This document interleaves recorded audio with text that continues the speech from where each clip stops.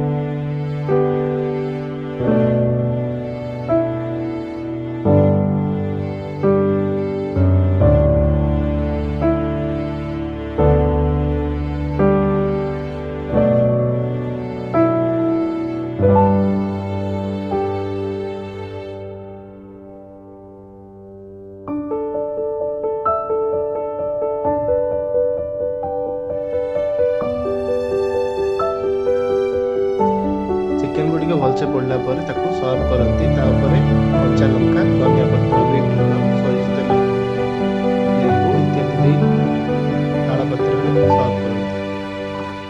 तार मूल्य मात्र 30 टंका थाए।